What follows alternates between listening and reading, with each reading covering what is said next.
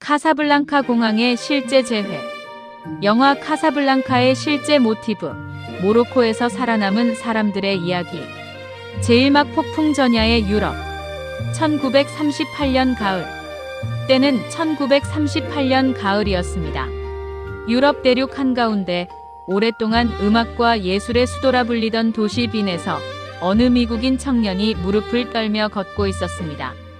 그의 이름은 머리 버넷. 뉴욕 출신의 젊은 극작가였습니다. 그해 봄 히틀러의 나치 독일은 오스트리아를 하루아침에 집어삼켰습니다. 역사는 이것을 안슐루스, 즉 합병이라 부르지만 실상은 침략이었습니다.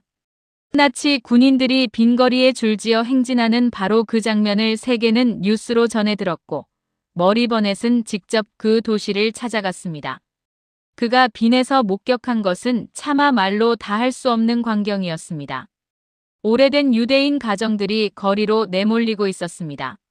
수십 년, 수백 년 동안 이 도시에 뿌리를 내리고 의사로, 음악가로, 교수로, 상인으로 살아온 유대계 오스트리아 사람들이 하루아침에 집과 직장과 시민권을 빼앗기고 있었습니다. 가게 유리창엔 다윗의 별이 노란 페인트로 칠해졌고 어린 아이들은 학교에서 쫓겨났으며 노인들은 무릎을 꿇린 채 거리에서 맨손으로 보도블록을 닦는 굴욕을 당해야 했습니다. 버넷은 그 도시에서 거의 잠을 자지 못했습니다. 밤마다 어딘가에서 짐 꾸리는 소리가 들렸고 새벽마다 어딘가에서 울음소리가 새어나왔습니다. 그는 프랑스 남부 해안 마을 쥐앙레팽으로 내려갔습니다. 지중해의 따스한 햇살이 넘실거리는 그 아름다운 마을에는 카페 하나가 있었습니다. 달빛이 파도처럼 쏟아지는 그 카페에서 흑인 피아노 연주자가 조용히 건반을 두드리고 있었습니다. 테이블마다 서로 다른 언어를 쓰는 사람들이 앉아 있었고 그들 사이에는 말하지 않아도 느껴지는 무언가가 있었습니다. 두려움, 그리고 희망. 버넷은 그날 밤 냅킨에 메모를 했습니다. 언젠가 이것을 이야기로 써야겠다고. 그로부터 불과 4년 뒤 그 이야기는 영화가 되었습니다. 제목은 카사블랑카. 하지만 오늘 우리가 들어야 할 이야기는 영화가 아닙니다. 영화 뒤에 영화가 미처 다 담아내지 못한 실제 사람들의 이야기입니다. 카사블랑카의 어느 카페에서 실제로 누군가를 기다렸던 사람들. 실제 공항에서 실제 눈물을 흘렸던 사람들. 그리고 기적처럼 살아남아 수십 년이 지난 뒤에도 그 기억을 가슴에 품고 살아간 사람들의 이야기입니다. 자, 이제 함께 그 시절로 거슬러 올라가 보겠습니다. 제이막 탈출의 시작. 어디로 가야 하는가? 1940년 6월 22일. 프랑스가 나치 독일에 항복했습니다. 이날은 유럽 역사에서도 손꼽히는 충격의 날이었습니다. 당시 프랑스는 세계에서 가장 강한 군대 중 하나를 보유하고 있었고 마지노 요새는 난공불락으로 알려져 있었습니다. 하지만 독일군은 그 요새를 우회해서 덮쳐들었고 불과 6주 만에 파리가 함락되었습니다. 항복 이후 프랑스는 둘로 나뉘었습니다. 파리를 포함한 북부는 독일이 직접 점령하고 남부는 비시정부라는 친독 프랑스 정권이 다스렸습니다. 겉으로는 독립정부처럼 보였지만 실질적으로는 히틀러의 명령에 따르는 꼭두각시 정권이었습니다. 그런데 당시 비시 프랑스의 지배를 받는 땅이 유럽 밖에도 있었습니다. 바로 북아프리카였습니다.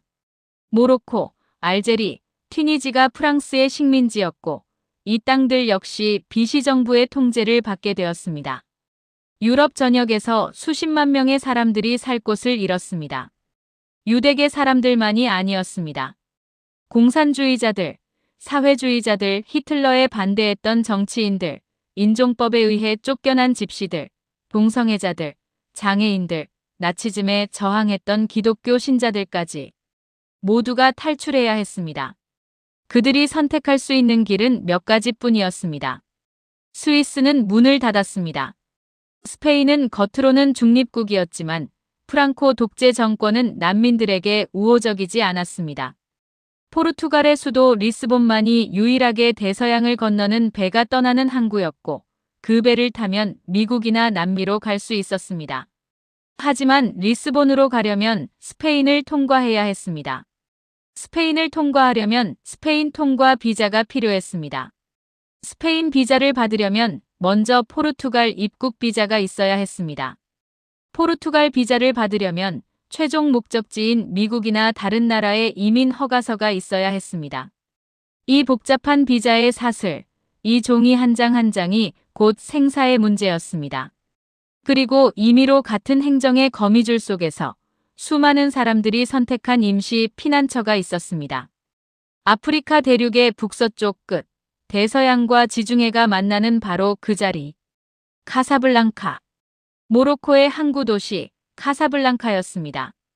제3막 사막의 항구 도시 카사블랑카. 카사블랑카. 스페인어로 하얀 집이라는 뜻입니다.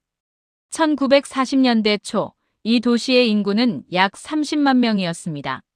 모로코의 아랍인과 베르베르인, 프랑스 식민지 관리들, 스페인 이민자들, 그리고 오래전부터 이 땅에서 살아온 모로코 유대인들이 뒤섞여 살던 곳이었습니다. 그런데 1940년 이후 이 도시의 풍경이 급격히 바뀌기 시작했습니다. 항구에 배가 들어올 때마다 여행 가방을 잔뜩 들고 지친 얼굴의 사람들이 내렸습니다. 오스트리아 사람들, 독일 사람들, 폴란드 사람들, 체코 사람들, 프랑스 사람들. 그들은 대부분 중산층이었고 많은 이가 의사, 변호사, 교수, 예술가였습니다. 불과 몇 달 전까지만 해도 빈이나 프라하나 파리의 멀쩡한 아파트에서 살던 사람들이었습니다. 그들은 카사블랑카에서 다음 비자가 나오기를 기다렸습니다. 일주일, 한 달, 석 달, 반년. 어떤 사람들은 1년이 넘도록 기다렸습니다. 당시 카사블랑카의 호텔들은 초만 원이었습니다. 방 하나에 가족 서너 명이 쪽방처럼 살았습니다. 돈이 떨어진 사람들은 아랍인 거주구역의 허름한 하숙집으로 밀려났고 그보다 더 없는 사람들은 임시 수용소로 보내졌습니다. 카사블랑카 외곽에는 실제로 여러 군데의 수용소가 있었습니다. 텐트와 임시 막사로 이루어진 이 수용소들은 공식적으로는 인도적 시설이라 불렸지만 실상은 다르지 않은 억류시설이었습니다. 비시 정부는 난민들의 이동을 엄격히 통제했고 허가 없이 카사블랑카를 벗어나면 체포되었습니다. 그럼에도 도시 자체는 묘하게 활기찼습니다. 아랍인들의 수쿠시장에서는 이국적인 향신료 냄새가 풍겼고 프랑스 식민지 건물들이 늘어선 대로에는 카페들이 즐비했습니다. 저녁이 되면 그 카페들에 사람들이 모여들었습니다. 다들 기다리고 있었기 때문이었습니다. 기다리는 것 외에 달리 할 일이 없었기 때문이었습니다. 그리고 그 카페들에서 누군가를 기다리는 또 다른 사람들이 있었습니다. 가족을 기다리는 사람들, 연인을 기다리는 사람들, 어쩌면 영원히 오지 않을 사람을 기다리는 사람들. 바로 이것이 영화 카사블랑카의 진짜 배경이었습니다.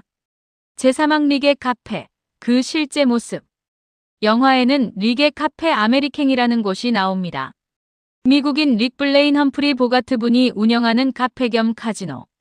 모든 난민들이 드나들고 모든 정보가 모이고 모든 인종과 국적의 사람들이 뒤섞여 술을 마시고 카드를 치는 곳. 이것이 순전한 픽션이었을까요? 그렇지 않습니다. 1940년대 카사블랑카에는 실제로 이런 성격의 카페와 레스토랑들이 여러 곳 있었습니다. 그중 대표적인 곳이 카페 드 프랑스와 호텔 엑셀시어에 딸린 바였습니다. 이곳들은 그야말로 세계의 축소판이었습니다. 비시 프랑스 장교들이 한쪽 테이블에 앉아 있으면 바로 옆 테이블에는 영국 스파이가 앉아 있었습니다. 미국 외교관들이 아페리티프를 홀짝이는 옆에서는 독일 나치 장교들이 콘약을 마셨습니다. 그리고 구석구석에는 비자 하나를 얻기 위해 모든 것을 걸어야 했던 난민들이 앉아 혹시라도 아는 얼굴을 만날까 싶어 문 쪽을 바라보고 있었습니다. 실제로 이런 카페들에서 비자 브로커들이 활동했습니다. 합법적인 방법으로 비자를 얻기 어려운 난민들에게 거액의 돈을 받고 위조 서류나 입국 허가서를 구해주는 사람들이었습니다. 물론 합법과 불법의 경계가 매우 모호했고 이들 중 상당수는 사기꾼이었지만 목숨이 위험한 상황에서 이 브로커들에게 의존할 수밖에 없는 사람들도 많았습니다. 한편 이 시절 카사블랑카에는 실제로 체코 출신의 어느 영사가 있었습니다. 그의 이름은 그다지 알려지지 않았지만 그는 수백 장의 통과 비자를 자신의 권한으로 발급해 주었습니다. 법적으로 아슬아슬한 판단이었지만 그 비자들이 수백 명의 목숨을 구했습니다. 또 한 사람. 카사블랑카 주재 미국 영사관의 부영사였던 필 클로베르크 필 CLUBERG라는 인물은 규정을 다소 유연하게 해석하는 방식으로 수많은 유대인 난민들에게 미국 입국 비자를 내주었습니다. 그가 서명한 비자 덕분에 미국으로 건너간 사람들 중에는 훗날 과학자, 예술가, 사업가로 크게 성공한 사람들도 있었습니다. 영화 속 릭은 겉으로는 냉소적이고 이기적인 척하지만 결정적인 순간에는 올바른 일을 하는 인물입니다. 역사 속 카사블랑카에도 그런 사람들이 있었습니다. 자신의 안전을 걸고 타인을 도운 사람들. 그리고 그 카페들에서 밤마다 피아노 소리가 흘러나왔습니다. 제오막 비자를 기다리며 종이 한 장의 무게. 비자를 기다린다는 것이 어떤 의미인지 우리가 완전히 이해하기는 어렵습니다. 오늘날 우리가 해외여행을 갈 때 비자를 신청하는 것과는 차원이 다른 일이었습니다. 그 종이 한 장이 삶과 죽음을 가르는 문서였기 때문입니다. 당시 카사블랑카에서 난민들이 받아야 하는 서류의 종류를 한번 나열해 보겠습니다. 첫째, 프랑스 비시 출국 허가증. 둘째, 모로코 체류 허가증. 셋째, 스페인 통과 비자. 포르투갈을 거쳐 배를 타려면 스페인을 통과해야 했습니다. 넷째, 포르투갈 입국 비자. 다섯째, 최종 목적지 국가의 입국 비자 또는 이민 허가서. 여섯째, 선박 승선권. 이 중 하나라도 없으면 떠날 수 없었습니다. 그리고 이 서류들은 각각 다른 기관에서 다른 조건으로 다른 속도로 처리되었습니다. 어떤 서류는 몇 주가 걸렸고 어떤 서류는 몇 달이 걸렸습니다. 어떤 서류는 영영 나오지 않았습니다. 게다가 서류들 사이에 유효기간 문제가 있었습니다. 먼저 나온 서류의 유효기간이 지나버려서 다시 신청해야 하는 경우도 많았습니다. 선박 승선권을 겨우 손에 넣었더니 그새 다른 비자가 만료되는 일도 허다했습니다. 1941년 카사블랑카에 머물렀던 오스트리아 출신 작가 에리카 마네리커 맨. 노벨문학상 수상자 토마스 만의 딸은 자신의 일기에 이렇게 적었습니다. 우리는 매일 영사관 앞에 줄을 섰다. 몇 시간씩 속에 서서 창구가 열리기를 기다렸다. 창구 안의 직원은 서류 한 장을 들여다보다가 도장 하나를 찍어주거나 혹은 고개를 젓거나 둘 중 하나였다. 그 고개 젓는 동작 하나가 어떤 사람의 세계를 무너뜨렸다. 당시 카사블랑카에는 시오니스트 구호단체, 유대인 공동체 조직, 퀘이커 교도들의 구호단, 미국의 긴급구조위원회 등 여러 단체들이 활동했습니다. 이 단체들은 자금을 모아 난민들의 비자 비용을 대주거나 각국 영사관에 로비를 하거나 배편을 알선해 주었습니다. 하지만 도움을 받을 수 있는 사람은 한정되어 있었고 도움을 필요로 하는 사람은 너무 많았습니다. 그 기다림의 시간 속에서 사람들은 서로에게 의지했습니다. 같은 처지에 낯선 사람들끼리 한 카페에서 몇 달을 보내다 보면 가족보다 가까워지는 일도 있었습니다. 실제로 카사블랑카에서 만나 결혼한 커플들의 이야기도 전해집니다. 그리고 어떤 사람들은 그 기다림 속에서 오래된 사람을 다시 만났습니다. 헤어진 줄 알았던 사람을, 죽은 줄 알았던 사람을. 제6막 공항에서의 재회. 실제로 일어난 일. 영화 카사블랑카의 가장 유명한 장면은 마지막입니다. 공항 활주로에서 비행기 앞에서 두 사람이 이별하는 장면. 릭이 일자인 그리드 버그만에게 말합니다. 우리에게는 언제나 파리가 있잖아. 그 대사는 지금도 수많은 사람들의 가슴을 울립니다. 왜냐하면 그것은 단순한 연애 이야기가 아니기 때문입니다. 그것은 전쟁이라는 거대한 불행 앞에서 한 사람이 사랑하는 이를 위해 자신의 행복을 포기하는 이야기입니다. 그리고 그와 비슷한 장면이 실제로 카사블랑카 공항에서 여러 번 있었습니다. 당시 카사블랑카에는 지금의 모하메드 5세 공항 자리에 작은 비행장이 있었습니다. 대서양을 건너는 팬아메리칸 항공의 클리퍼 비행선이 리스본과 카사블랑카를 연결했고 소형 프로펠러 비행기들이 유럽 주요 도시들과 이어졌습니다. 좌석은 극히 한정되어 있었습니다. 어떤 가족은 비행기 좌석을 3장 구했는데 가족이 넷이었습니다. 누군가가 남아야 했습니다. 어떤 부부는 아내의 비자만 나왔고 남편의 비자는 끝내 나오지 않았습니다. 어떤 부모는 아이들만 먼저 보냈습니다. 실제 생존자 증언 중에 이런 이야기가 있습니다. 한 오스트리아 유대인 가족의 이야기입니다. 아버지는 빈의 유명한 내과 의사였습니다. 1938년 나치가 오스트리아를 병합하자 그는 의사 면허를 박탈당했습니다. 가족은 프랑스로 탈출했고 다시 카사블랑카로 왔습니다. 미국 입국 비자를 신청했는데 아내와 2아이의 비자는 허가가 났고 아버지의 비자는 할당량 초과로 거절되었습니다. 그는 공항에서 가족을 배웅했습니다. 아내는 울었고 아이들은 무슨 일인지 반쯤만 이해했습니다. 그는 웃으며 말했습니다. 곧 따라갈게. 걱정 말라고. 하지만 비행기 문이 닫히고 엔진 소리가 높아지고 비행기가 활주로를 달려 하늘로 올라가던 그 순간 그는 무너져 내렸습니다. 그는 카사블랑카에서 1년을 더 기다렸습니다. 비자는 1943년에야 나왔습니다. 전쟁 중에 가족과 편지를 주고받으며 버텼습니다. 결국 뉴욕에서 가족과 재회했고 다시 의사가 되었습니다. 훗날 그의 아들은 미국의 유명한 역사학자가 되었습니다. 공항에서의 이별과 재회. 그것이 카사블랑카의 또 다른 얼굴이었습니다. 제칠막 살아있는 증언들. 그들이 들려준 이야기. 전쟁이 끝나고 수십 년이 흘렀습니다.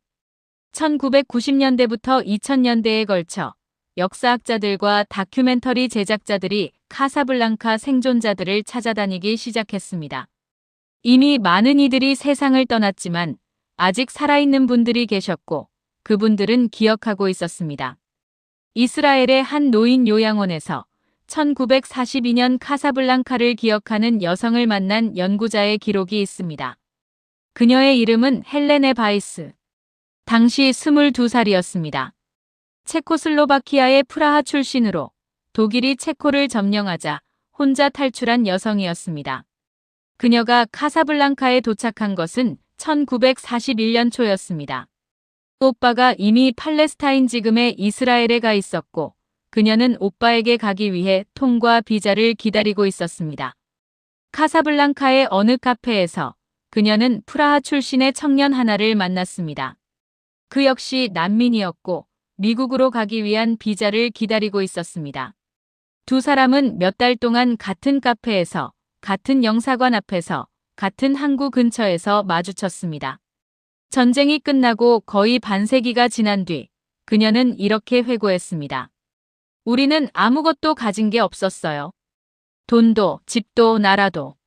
그래서 서로만 있었죠.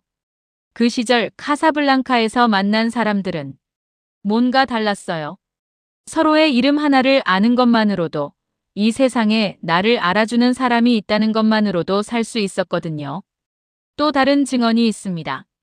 뉴욕에 살던 헝가리 출신의 유대인 노인 라슬로 코바치는 1942년 30살의 나이에 카사블랑카를 지나 쿠바를 거쳐 미국에 도착했습니다. 그는 카사블랑카에서 머문 5달이 인생에서 가장 길었던 시간이라고 말했습니다. 거기서 나는 비로소 생각할 시간이 생겼어요. 도망치는 동안은 생각할 틈이 없잖아요. 그냥 달리는 거죠. 카사블랑카에서 처음으로 멈췄어요. 그리고 내가 잃어버린 것들을 생각했습니다.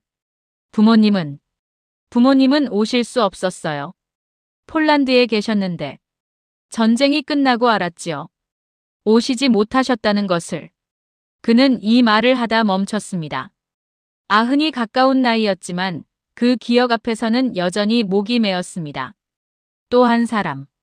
모로코 카사블랑카 토박이인 유대계 모로코 여성 라첼 벤사수는 당시 15살이었습니다. 그녀의 가족은 카사블랑카에서 오랫동안 살아온 세파르디미베리아 반도 출신 유대인의 후손이었습니다. 전쟁 기간 동안 그녀의 가족은 유럽에서 온 유대인 난민들을 숨겨주기도 했고 음식을 나누어 주기도 했습니다. 그 사람들은 우리와 달랐어요. 프랑스어나 독일어나 폴란드어를 쓰고 우리가 못 보던 멀쑥한 옷을 입었지만 눈이 슬펐어요. 아이들 눈도 슬펐어요. 어린아이들 눈에 그런 슬픔이 있으면 안 되는데. 그녀는 2005년 카사블랑카에서 다큐멘터리 팀을 만났을 때 이 이야기를 했습니다. 여든이 가까운 나이였지만 그 시절 아이들의 눈빛을 기억한다고 했습니다. 제8막 모로코 땅에서 살아남는다는 것. 카사블랑카에 머문 난민들의 삶이 모두 극적인 탈출과 재회로 끝난 것은 아니었습니다. 어떤 사람들은 비자를 끝내 얻지 못했습니다. 어떤 사람들은 수용소에서 병을 얻었습니다. 어떤 사람들은 카사블랑카에서 죽었습니다. 당시 비시 정부의 통제를 받던 모로코에는 실제로 강제 노동 캠프가 있었습니다. 공식적인 독일의 강제 수용소는 아니었지만 열악한 환경에서 도로 건설이나 농장 노동에 동원된 수용자들도 있었습니다. 특히 정치적 이유로 체포된 사람들, 불법 월경을 시도했다가 붙잡힌 사람들이 이런 캠프로 보내졌습니다. 그러나 모로코 현지인들의 도움도 있었습니다. 카사블랑카 메디나 구시가지의 모로코 아랍인 가정들 중에는 도망 다니는 난민을 몇 날 며칠 자기 집에 숨겨준 이들이 있었습니다. 언어도 통하지 않고 문화도 달랐지만 궁지에 몰린 인간에 대한 연민으로 위험을 감수했던 사람들이었습니다. 또한 당시 모로코의 술탄이었던 무함마드 5세에 대한 이야기가 전해집니다. 비시 정부가 모로코 내의 유대인들에 대한 인종법 시행을 요구했을 때 그는 공개적인 행사에서 모로코 유대인 지도자들을 예우하며 이렇게 말했다고 합니다. 모로코에는 유대인이 없다. 모로코인이 있을 뿐이다. 이 말이 역사적으로 정확한 인용인지에 대해서는 학자들 사이에 논란도 있습니다만 무함마드 5세가 모로코 내 유대인들을 상대적으로 보호하려 했다는 사실만은 역사적으로 인정됩니다. 실제로 모로코에서는 프랑스 알제리에 비해 유대인 박해가 덜 심했고 일부 학자들은 그 이유 중 하나로 술탄의 태도를 꼽습니다. 카사블랑카의 생존자 중 한 명인 마르셀 아비탈은 이런 이야기를 합니다. 우리가 카사블랑카에 도착했을 때 모로코 사람들은 우리를 신기한 눈으로 쳐다봤어요. 그런데 적대적이지는 않았어요. 아이들이 우리 짐을 들어주겠다고 했고 어떤 아낙네는 물을 가져다 주었어요. 우리가 얼마나 지쳐 있는지 봤겠지요. 살아남는다는 것. 그것은 때로 낯선 땅 낯선 사람의 친절 하나에 의지하는 일이기도 했습니다. 제구막 전쟁이 끝난 후 흩어진 사람들. 1942년 11월 상황이 급변했습니다. 미국과 영국 연합군이 북아프리카에 상륙했습니다. 역사는 이것을 횃불작전이라 부릅니다. 카사블랑카, 오란, 알제에 동시에 상륙한 연합군은 비시 프랑스 세력을 빠르게 제압했고 모로코는 사실상 연합국 편으로 돌아섰습니다. 그리고 1943년 1월 카사블랑카에서 한 회의가 열렸습니다. 바로 카사블랑카 회담. 미국의 루스벨트 대통령과 영국의 처칠 총리가 직접 카사블랑카를 찾아와 전쟁 전략을 논의한 것입니다. 아무도 더 이상 카사블랑카를 난민들의 임시 정류장으로 부르지 않게 되었습니다. 카사블랑카는 이제 자유세계의 결의가 선포된 도시가 되었습니다. 그 즈음 영화 카사블랑카가 미국에서 개봉되었습니다. 1942년 11월 26일. 공교롭게도 연합군의 북아프리카 상륙 직후였습니다. 타이밍은 우연이 아니었습니다. 미국 정부는 이 영화가 전쟁 참여에 대한 국민 여론을 높이는 데 도움이 된다고 판단했고 전략적으로 개봉 시기를 조율했다는 이야기도 있습니다. 영화는 폭발적인 반응을 얻었습니다. 아카데미 시상식에서 작품상, 감독상, 각색상을 수상했습니다. 그런데 정작 그 영화가 그린 세계를 실제로 살아낸 사람들, 즉 진짜 카사블랑카 난민들은 어떻게 되었을까요? 그들은 흩어졌습니다. 세계 곳곳으로. 미국으로 간 사람들은 뉴욕, 보스턴, 로스앤젤레스에 정착했습니다. 팔레스타인으로 간 사람들은 훗날 이스라엘 건국에 참여했습니다. 남미로 간 사람들은 아르헨티나, 브라질, 칠레에 새 삶을 꾸렸습니다. 전쟁이 끝난 뒤 유럽으로 돌아간 사람들도 있었습니다. 그리고 일부는 카사블랑카에 그대로 남았습니다. 결국 모로코가 자신들의 집이 된 것입니다. 전쟁이 끝난 뒤 유럽에는 돌아갈 것이 없었기 때문이거나 모로코에서 새 사업을 시작해서이거나 모로코 사람과 결혼했기 때문이었습니다. 오늘날 카사블랑카의 유대인 공동체는 훨씬 작아졌습니다. 이스라엘 독립 이후 많은 모로코 유대인들이 이스라엘로 이주했기 때문입니다. 하지만 아직도 카사블랑카에는 유서 깊은 유대인 회당이 있고 그 건물의 벽에는 1940년대를 기억하는 사람들의 이름이 새겨져 있습니다. 제10막 에필로그. 기억의 의미, 역사의 교훈. 시간은 흐르고 역사는 바뀌지 않는다. 이 말을 어느 카사블랑카 생존자가 했는지 기억이 정확하지 않습니다만 이 이야기를 마무리하면서 꼭 드리고 싶은 말씀입니다. 영화 카사블랑카는 흑백 필름 위에 찍혀 오늘도 TV에서 스트리밍 서비스에서 흘러나옵니다. 험프리 보가트의 낮게 깔린 목소리, 잉그리드 버그만의 형언할 수 없는 눈빛, 그리고 피아니스트 샘이 치는 세월이 흘러도의 선율. 그 영화를 만든 사람들은 실존 난민들을 만나지 않았을지도 모릅니다. 하지만 그들이 포착한 것, 즉 전쟁이라는 불행 앞에서 인간이 보여주는 고귀함과 비열함, 이기심과 희생, 사랑과 이별은 너무나 정확하게 그 시절의 진실을 담고 있었습니다. 실제 카사블랑카에서 일어난 일들은 영화보다 더 복잡하고 더 지저분하고 더 비극적이었습니다. 해피엔딩이 없는 이야기들도 많았습니다. 살아남지 못한 사람들도 많았습니다. 그러나 그 이야기들 속에는 변함없이 빛나는 무언가가 있었습니다. 타인을 위해 위험을 무릅쓴 영사관 직원들, 집을 내어준 모로코 가족들, 음식을 나눈 이웃들, 서로의 이름을 기억해준 낯선 사람들, 그리고 어떤 상황에서도 사랑을 잃지 않으려 했던 사람들. 오늘 우리가 이 이야기를 기억해야 하는 이유가 여기 있습니다. 역사는 과거의 이야기가 아닙니다. 오늘도 세계 어딘가에서는 카사블랑카와 비슷한 상황이 펼쳐지고 있습니다. 전쟁을 피해, 박해를 피해, 집을 잃고 떠도는 사람들이 있습니다. 그들을 어떻게 대할 것인지. 우리 각자는 그 모로코 가족처럼, 그 영사관 직원처럼 행동할 수 있는지. 그것을 묻는 것. 그것이 카사블랑카 이야기가 오늘도 살아있는 이유입니다. 영화의 마지막 대사, 릭이 경찰서장 루이에게 말합니다. 루이, 이것이 아름다운 우정의 시작인 것 같군. 그 대사 뒤에 숨어있는 진짜 의미는 이렇지 않을까요? 우리는 비록 이 세상이 아무리 어둡더라도 서로 곁에 있어야 한다고. 그것으로 충분하다고. 감사합니다.